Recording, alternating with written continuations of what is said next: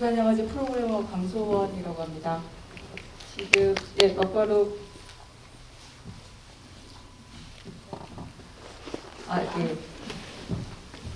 감독님 화장실 아니었습니다. 제가 잠깐 얘기를 시간을 끌고 있어야 되는. 보통 다큐멘터리가 대단히 이제 중요한 주제를 다루지만 무겁고 좀 재미없다라는 인식들이 대단히 강한데요. 이 영화는 다큐멘터리로 보기 드물게 아주 일찌감치 매진이 됐습니다. 그래서 올해 제가 듣기로 화제작으로 많이 언급이 된다고 들었어요. 그래서 전통적인 어떤 소재, 다큐멘터리에서 한국 다큐멘터리에서 다룰 법한 소재가 아니어서 좀 신선하기도 있고, 뭐라 그럴까, 새로운 세대들, 그러니까 감독도 새로운 세대인 것 같고, 그 이전에 한국 다큐멘터리가 어떤 영화들이었는지 혹은 어떤 방식이었는지 뭐 이런 거 별 신경 쓰지 않고 내가 하고 싶은 얘기들을 좀 개척하는 느낌. 그래서 좀 새로운 세대의 다큐멘터리가 나오고 있는 거 아닌가 뭐 이런 생각도 했었고, 좀 젊은 세대들이 프로그래머 입장에서는 다큐멘터리에 좀 관심을 가지게 되는 계기로 좀 재밌는 영화도 있어야 하지 않을까 뭐 이런 생각을 했습니다. 관객들이 좋아하시겠다라는 생각을 했는데, 오늘 반응을 보니까 마치 여러분이 방청객 같으세요. 리액션이 대단하십니다. 그래서 어느 쪽 편하게 영화에서 보여준 얘기들을 포함해서 포함되지 않았던 얘기들도 감독님께 좀 들을 수 있는 자리가 되지 않을까 싶고요. 오시나요?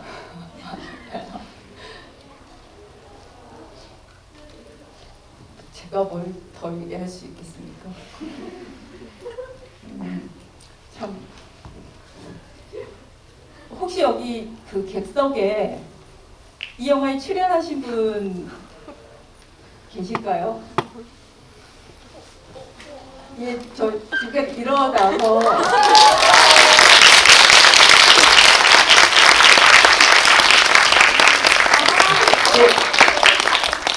오세훈 감독님 자리.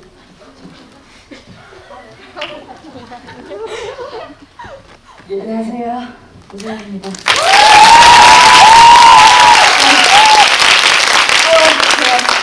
한마디 해도 될까요? 제가 이거 첫 상영이라 가지고 너무 떨리는 마음에 잠시를 좀 가지고. 네, 재밌게 봐주셔서 너무 감사하고, 근데 제가 저도 극장에서 처음 봤는데, 못 보신 분들도 있겠지만 이제 상영 부분에 약간 문제가 있어가지고 한 프레임 정도 살짝 오류가 있었는데, 혹시나 보신 분들의 관람을 방해가 되셨다면 정말 죄송합니다. 네. 지금 방금 여기 영화에 출연하신 분도 객석에 계셔서 제가 제대로 인사를 못 드렸는데요. 감독님 직접 해주시면 좋겠습니다. 네. 일어나셨던 분들. 네, 저희 강인 팬으로서 이제 강인이랑 같은 홍은동 출신으로서 굉장히 자부심을 갖고 살다가 그 흑역사가 되어버린 저희 손살을 치고 계신 김승현 씨.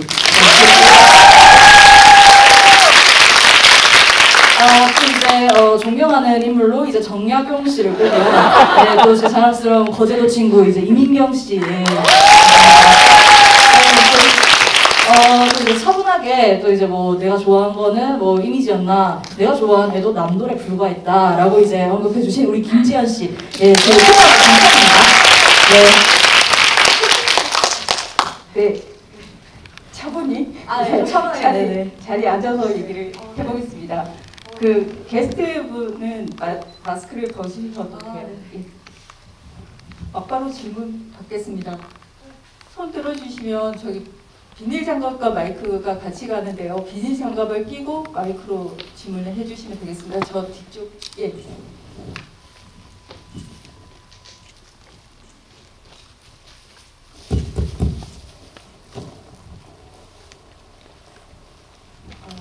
안녕하세요.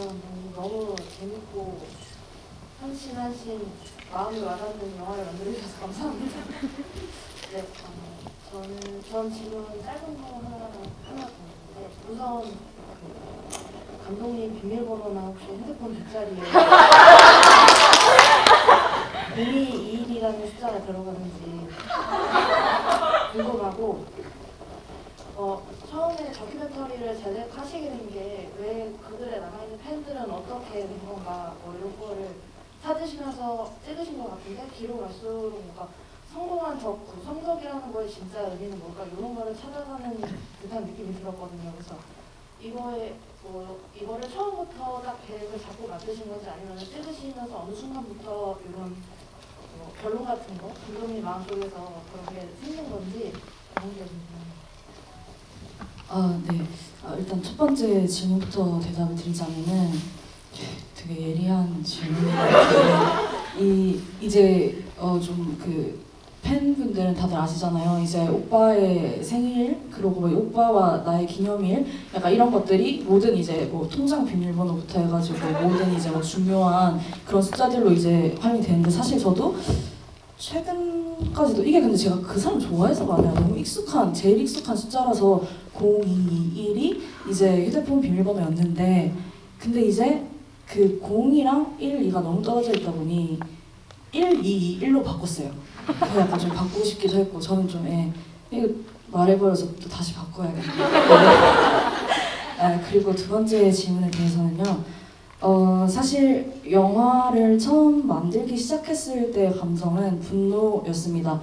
너무 화가 났고 이거는 그래 심지어 내가 성덕이었네? 약간 이렇게 돼서 나밖에 못 만드는 영화일 수도 있겠다 이렇게 화가 난 이런 민심들을 이제 뭔가 모아가지고 영화를 만들어 보면 좋겠다라는 생각으로 처음 시작을 했고요. 근데 이제 처음에는 그 분노에 아직도 남아있는 팬들이 있다고? 약간 이런 것도 있었던 것 같아요. 도무지 이해를 할 수가 없는 거예요. 어떻게 그런 사람을 응원하고 좋아하고 계속 지지를 해줄 수가 있지? 뭐 이런 생각이 많이 들어서 사실 저의 처음 목표는 그분들을 만나보는 거였어요. 남아있는 팬들을.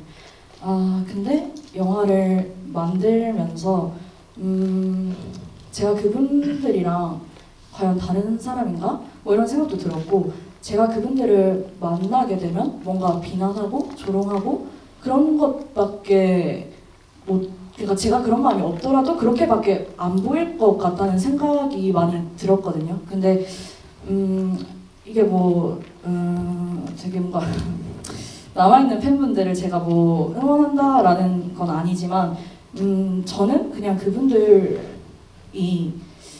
이해되지 않는 건 또 아니기 때문에 그리고 또 한편으로는 그분들이 가장 안타까운 존재라고 생각하기 때문에 그렇게 좀 조롱의 대상으로서 그분들이 소비되는 것도 싫고 또 그분들이 뭔가 뭐 정준영 아직도 좋아한다 돌아와라 이렇게 이야기를 하는 것이 또 진짜 피해자분들한테는 또 2차 가해처럼 보일 수도 있으니까 그래서 그분들의 목소리는 이 영화에 안 담는 게 맞겠다. 오히려 나랑 내 친구들, 우리 이렇게 상처받은 이 팬들의 이야기를 들려줌으로써 또 남아있는 이유도 언뜻 보일 수 있지 않을까 라는 생각으로 좀 그렇게 갔던 것 같습니다. 애초에 기획에서 영화를 찍는 동안 마음이 바뀌신 네, 결국엔 저의 마음 그 기간이 바뀌었습니다. 얼마나 걸리신 거예요? 영화 제작하는데 그 시간? 처음에는 이제 2019년 3월에 이 사건이 터지고 제가 조금 마음을 추스린 다음에 한 4월, 5월쯤부터 기획을 시작했고요. 최근에 완성을 했으니 마음이 결정적으로 바뀐 거는 작년쯤이었던 것 같아요. 이제 코로나도 있고 생각할 시간도 많아지고 하면서 좀 그렇게 마음이 바뀐 것 같습니다. 네. 다음 질문 앞쪽.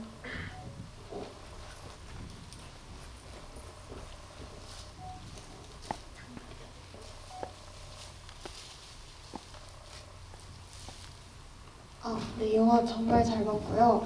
감독님께 궁금한 점이 어떻게 보면 흑역사를 동네방네 자랑하는 거라고 볼 수도 있는데 이 영화를 제작하기로 마음 먹으신 부분도 궁금하고 인터뷰인 분들도 본인이 선뜻 누구의 팬이었다고 말하기 어려웠을 텐데 그걸 설득하는 과정에서 어떻게 설득하셨는지도 궁금합니다.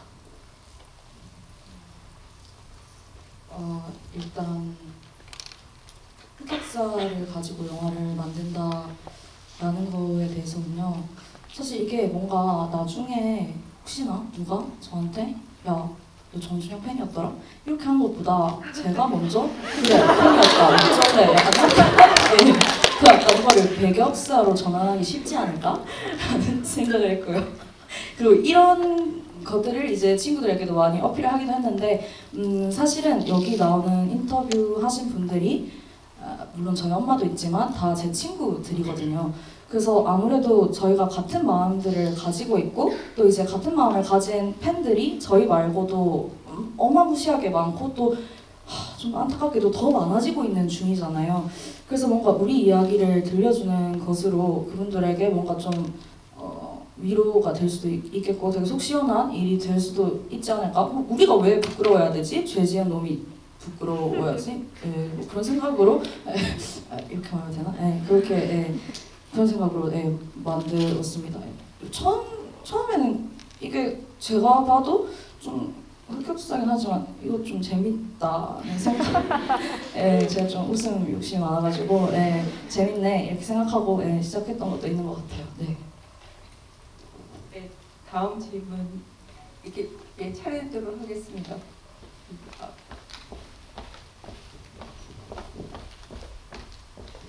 먼저 하시죠.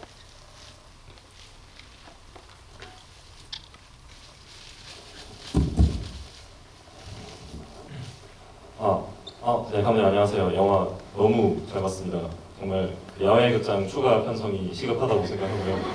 앞에 물론 방송한 프로그래머님도 계시지만 일단 질문 드리고 싶은 거는 영화가 박효실 스포츠 서울 기자님을 만나고 난 후로 좀 더 시선이 넓어지잖아요.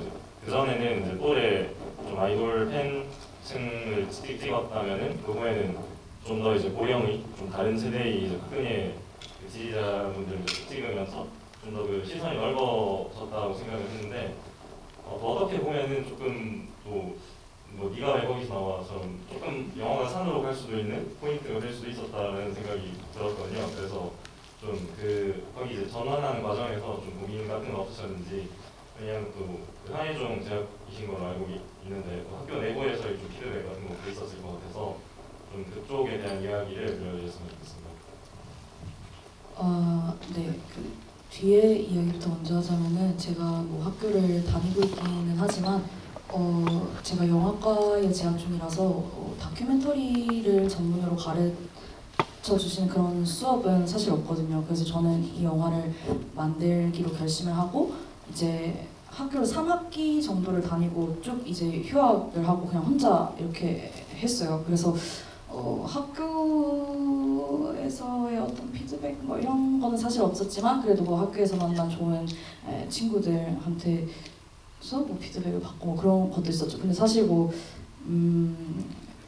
박사모로 넘어가는 것이 처음부터 박사모까지를 하고 싶다는 생각은 있었거든요. 왜냐면 남아있는 팬분들이랑 박사모 분들이랑 좀 겹쳐 보이는 것들이 있어서 근데 저도 처음부터 뭔가 이걸 이렇게 해서 이렇게 가야겠다라고 생각하기보다는 내가 이거를 어떻게 연결해서 보여줄 수 있을까라는 고민을 정말 편집을 하면서까지도 계속 오랫동안 거의 가장 깊게 고민을 했던 것 같아요. 근데 그래서 그 기자님께서 또 마침 저랑 비슷하게 또 이제 박사모 같지 않냐 이런 말씀을 해주셔서 그 말을 듣고 여기서 한번 넘어가 보면은 제가 뭔가 내레이션으로 막 닮아 보여서 찾아갔다 뭐 이런 식으로 이야기를 하지 않아도 조금 그냥 바로 눈에 들어오는 것들이니까 직관적으로 잘 보이지 않을까라고 생각을 해서 이렇게 편집을 하게 되었습니다. 서울역 앞에서 지금 거기 출연하신 분들은 아실까요? 본인이 이 영화를요. 그분들은 이제 일단 제가 정준영 팬이어서 거기 간 거는 모르시고요. 네, 그건 모르세요. 모르시는데 다큐멘터리 찍고 있다는 거는 네, 알고 계세요. 찍었다는 네. 건. 근데 이제 이거를 유튜브에 올리는 건지 약간 좀 유튜브에 일단 올라가고 싶어 하셨는데 제가 유튜버는 아니다 보니까 이제 영화로 만들게 됐는데 예, 촬영하고 있다는 거는 인지를 하시고 예, 좀 받아주셨습니다. 근데 그 우여곡절이 되게 많았어요. 저희가 약간 좀 이제 사상 검증도 많이 당하고 이거 말해도 되나 이런 거? 살짝만 얘기를 해볼까요? 뭔가 약간 그런 거죠. 이제 촬영하고 있는데 저랑 같이 촬영을 간 언니한테 우리나라 지금 대통령이 누구요? 이렇게 말씀하세요. 그러면 왜? 문재인 아니에요? 이러면 박근혜잖아! 이렇게 아 맞다 박근혜죠 이러면 그래 수고해 이러고 가시는 그런 경우도 있었어요. 네 그래서 테스트군요. 네. 테스트. 네네 테스트인 거죠. 이놈들 이거 이상한 데서 온 거 아니야? 약간 이런 네네 그런 거 같았어요. 네. 제가 그걸 물었던 거는 이게요.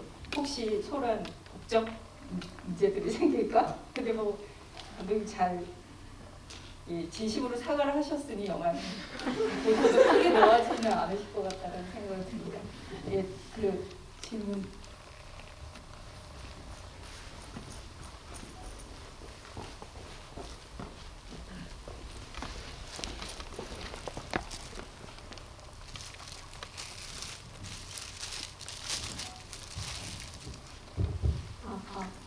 안녕하세요. 친구로서 오랜 시간 감독님을 바라봐왔지만 이렇게 영화 감독과 관객으로 마주하는 건 처음이라서 제가 다 떨리는데요. 어떻게 보면 정준영 씨에 대한 마음을 키워오면서 제가 옆에서 덕질에 도움을 준 어떻게 보면 덕질 선배라고 할 수 있는데요. 기억나는 일화로는 제가 한창 어떤 오빠들을 덕질하면서 트위터로 이렇게 열심히 소통을 하고 있었는데 그 사실을 알게 된 세연이가 저의 계정을 연락처 요청으로 찾아내었고 저는 그를 블락했습니다. 그래서 세연이가 아직까지도 그때 기억나냐? 네가 그랬다라고 이야기를 하면서 저는 저희 찬란했던 어떤 학창 시절의 덕질에 대해서 돌아보기도 했는데요. 그러한 와중에 제가 오랜 친구로 기억하는 점은 정준영의 첫 콘서트를 간다고 해서 기차표를 예매하고 정말 들뜬 마음으로 그 콘서트에 임하던 그 세연이의 모습이 기억이 나는데 그렇다면 지금 커리어를 위해서 서울과 부산을 오가면서 지금 다시 타고 다니는 기차에서의 어떤 마음가짐과 그때의 마음가짐이 어떻게 달라졌는지 이 점 한번 여쭤보고 싶었던 게 영화에서도 기차에서의 장면이 굉장히 많이 나오고 그 다음에 제일 처음에 언급했듯이 첫 기억은 잊혀지지 않는다는 말을 하셨던 것처럼 지금 열심히 살아가고 있는 미성숙했던 어떤 덕질에 몰두했던 학생에서 커리어를 위해서 달려나가고 있는 여성으로서 어떻게 마음가짐이 달라졌는지 일단 첫 질문으로 여쭤보고 싶고 아니 잠시만요. 제가 지인이니까 그냥 말할게요. 이런 분들을 우리가 뭐라고 하나요? GV 빌런이라고 하잖아요. 답변은 길게. 그게 이제 GV의 공식인데 지금 약간 영화제 경험이 잘 없으셔가지고 너무 질문이 약간 길고 약간 마치 교수님에게 학점을 따려는 듯한 그런 느낌으로 그냥 짧게 한 줄로 요약해서 질문을 딱 하나만 주세요. 일단 총 3개예요. 첫 번째, 기차 다른 분들도 질문하셔야 되니까 다른 질문을 네. 그 네. 카톡으로 해주시면 네. 감사하겠습니다. 네. 두 번째, 굿즈 버렸나요?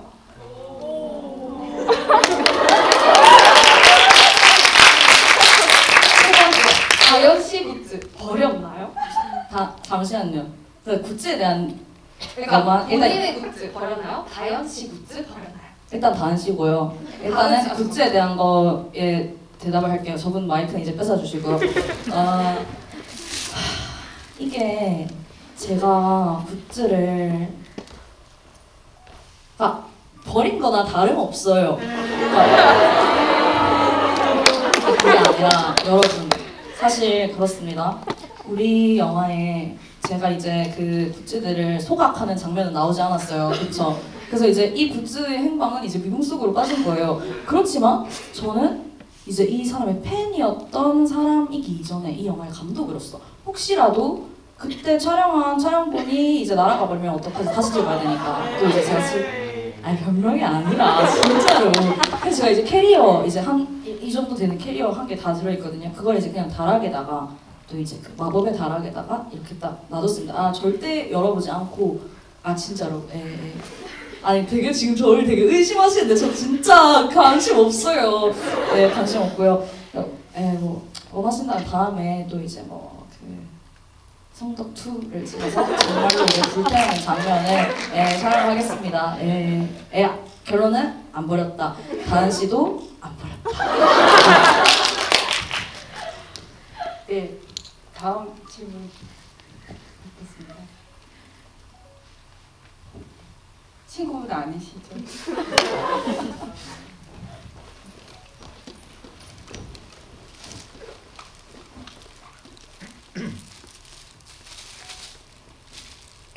안녕하세요. 영화 너무 재밌게 잘 봤고요. 사실 저도 K-pop 팬덤에 대한 다큐멘터리를 졸업작품으로 준비하고 있거든요.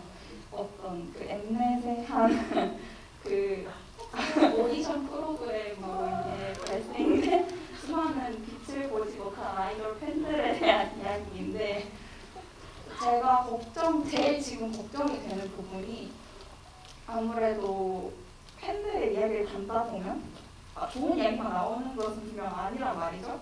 그래서 약간 이게 명예훼손이나 이런 것들이 걱정이 되는데 이런 것들을 혹시 어떻게 해결하신 것인지, 예를 들어서 정준영 씨나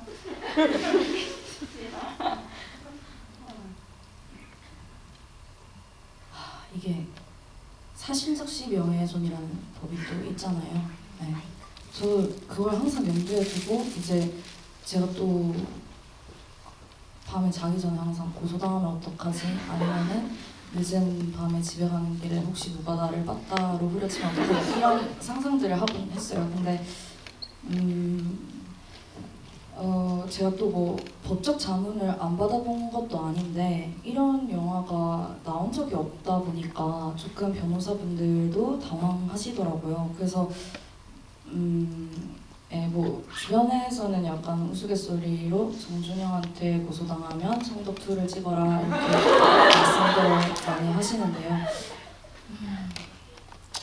정준영만 봐서 생각했을 때는 솔직히 부끄러워서 저를 고소하지는 못하지 않을까요? 저를 기억한다면 그 순수했던 저의 그 과거를 기억한다면 그렇지만 아무튼간에 뭔가 제 개인적인 생각은 명예훼손 뭐 이런 것들에 대해서 만약에 또 이제 제가 개봉까지 하게 된다면 또 더 깊이 생각해봐야 되는 문제이기는 하지만 뭐 저나 뭐 질문자님께서 계속 이런 영화들을 일단 만들어 보면서 이게 어떻게 되는지를 좀 지켜보는 게 필요하지 않을까. 그러니까 우리가 선례를 만들자 약간 이런 생각이 듭니다. 그리고 이 질문이 나와서 말인데 이 영화가 사실 영화제라는 자리가 아니면은 정말 보여드리기 힘든 영화라고 솔직히 저는 생각하거든요.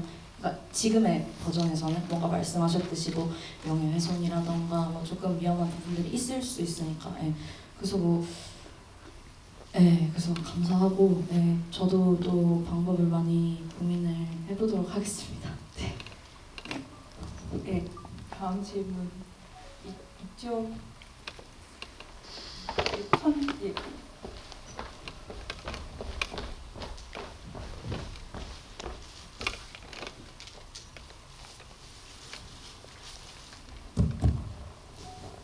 안녕하세요. 저도 얼마 전에 SM에서 어떤 아이돌 그룹에서 무슨 일이 있었던 그 친구의 팬이었는데요. 그래서 굉장히 감명 깊게 잘 봤습니다.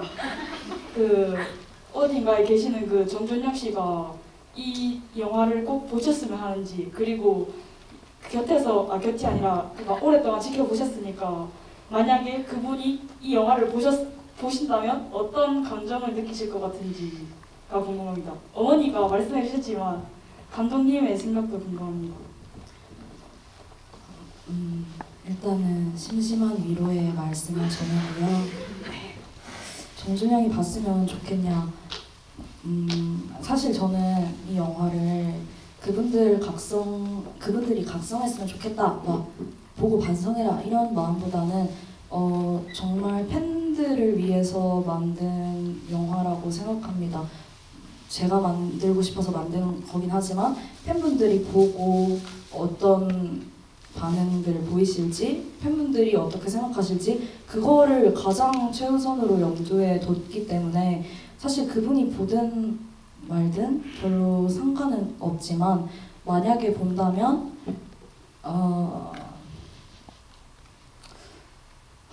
근데 사실 그 반응을 상상한다는 거는 되게 어려운 게 제가 그 사람을 잘 알고 있다고 생각했지만 사실 그게 아니었잖아요. 그래서 제가 뭔가를 상상하더라도 그런 사람이 아닐 수 있으니까 이제는 뭔가 함부로 그런 상상들을 하기가 좀 어려워지는 것 같아요. 그래도 만약에 본다면 저 살짝 눈물을 흘리면서 팬분들 죄송해요 하고 그냥 이제 그치만 그 죄송하다는 거를 어디 이제 공개적으로 알리지는 말기, 그냥 조용히 살아가기, 그런 생각이 듭니다. 네. 네. 다음 질문. 이쪽 뒤쪽이에요. 네. 손 들고 계세요.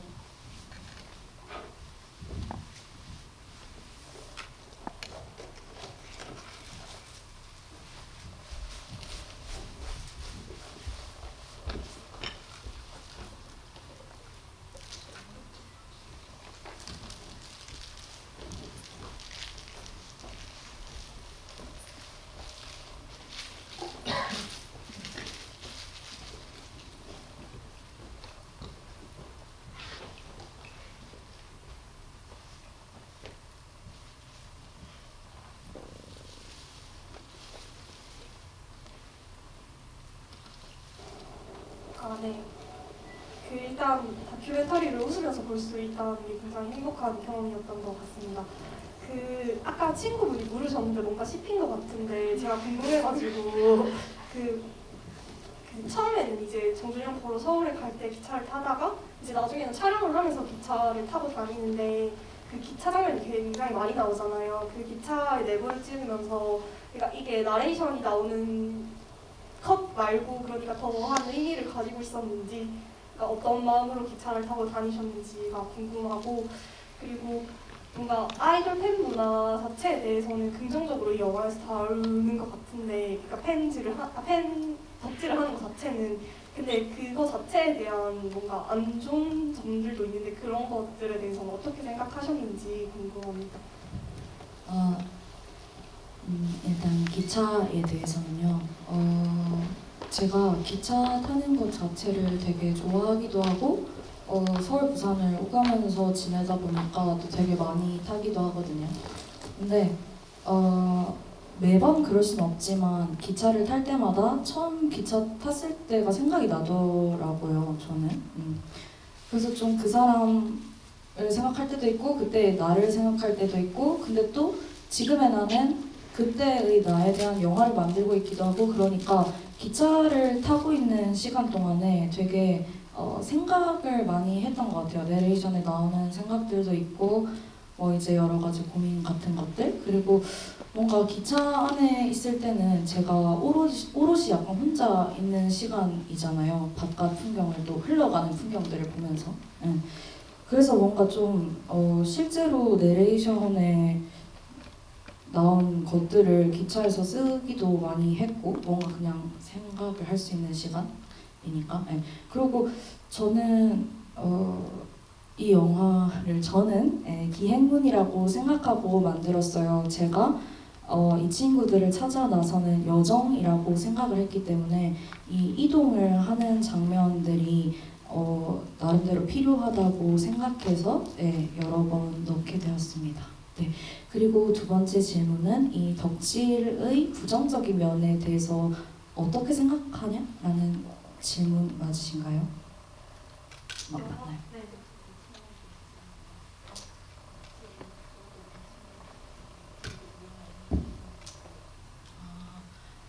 덕질의 부정적인 측면도 물론 많죠. 뭐 대상화를 한다거나 또 요새는 뭐 사생 문제들도 뭐 많이 있고 또 뭐가 있을까요? 하여튼 이제 되게 엄청나게 큰 문화이다 보니까 당연히 여러 가지 나쁜 점들을 수반할 수밖에 없을 것 같은데 제가 이 영화에서 굳이 그런 것까지 다루지 하는 이유는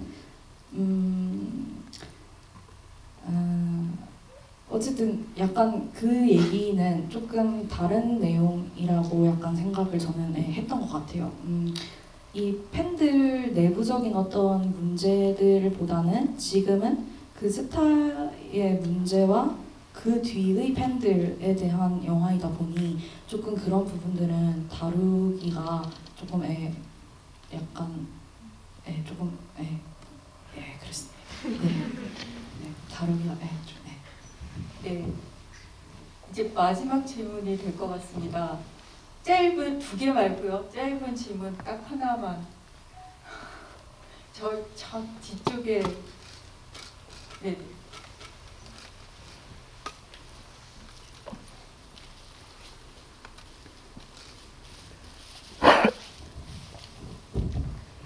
네, 영화 정말 재밌게 유쾌하게 잘 봤고요. 제가 봤던 모든 다큐멘터리 중에 가장 유쾌하고 재밌는 영화였던 것 같아요. 그리고 지금 팬덤 문화라는 게 되게 커져 있는 상태잖아요. 팬질을 하는 사람들이 정말 많은데 그 상처받은 팬들한테 되게 위로가 되는 영화였다고 생각을 하는데 이렇게 부국제 3회 상영만으로 마치는 게 좀 아쉬운 것 같아서 다시 보기라든지 상처받은 다른 수많은 팬들에게 이 다큐멘터리의 소중함에 대해서 좀 알려주고 싶은데 혹시 OTT 서비스라든지 정식 개봉 이런 예정이 있으신지 궁금합니다. 네. 사실 이제 영화 상영 전부터 조금 약간 이제 SNS나 커뮤니티에서도 좀 많이 돌아다니면서 막 좀 인기 폭발이었는데요. 근데 이제 아무래도 여기서 오늘 정말 전 세계에서 최초로 상영을 한 거다 보니까 아직 개봉에 대한 논의가 그렇게 진전이 있지는 않지만 그래도 이제 개봉을 하려고 노력을 많이 하고 있고요. OTT 서비스는 아직 생각은 없습니다. 그런데 부산국제영화제를 시작으로 앞으로 계속 이제 다양한 영화제들에서 일단은 작품을 상영하게 될 것 같아요. 지금 당장 어디라고 말씀드릴 수는 없지만 제 제작사 인스타그램과 트위터 계정이 있거든요. 거기를 이제 팔로우를 하시면은 그 정보들을 가장 빠르게 얻으실 수 있으니까요. 팔로우 많이 해주시면은 보실 수 있습니다. 영화제 통해서 많이 봐주시면 감사하겠습니다. 네. 다른 영화제에서도 좀 관심을 많이 끌고 뭐라 그럴까요? 한국 다큐멘터리들이 요즘 개봉을 꽤 많이 하고 있는데 흥행 스코어를 보면 굉장히 슬퍼져요. 뭐랄까 대박나는 다큐멘터리도 있었으면 좋겠다. 아직 최근에는 없어서 이 영화가 그 영화였으면 좋겠다라는 바람을 가져봅니다. 감독님 마지막 인사 말씀하면서 정리를 할까요? 네, 일단은 늦은 시간까지 이야기 들어주셔서 정말 감사하고요. 제가 이렇게 많은 분들이랑 같이 영화를 보는 경험은 제 영화를 보는 경험은 처음이었는데 정말 너무 감동적이었어요. 너무 감동적이었고 많이 웃어주시고 또 재미있게 봐주셔서 정말 감사하고요. 제가 이 말 꼭 하고 싶었던 게 있는데 제가 고등학교 2학년 때부터 부산국제영화제에서 시민평론단으로 활동을 했어요. 그래서 지금 이제 그로부터 이제 6년이 지난 지금 제가 부산국제영화제에서 상영을 하는 이 상황, 제가 진정한 부국제 성덕이다 이런 말씀을 또 드리고 싶었습니다. 영화 재밌게 보신 분들은 많이 퍼뜨려 주시고 좀 이제 부족한 부분이 있었다, 이건 좀 아니다 싶으신 분들은 저한테 귓속말로 말씀 많이 해주시면 감사하겠습니다. 네, 감사합니다.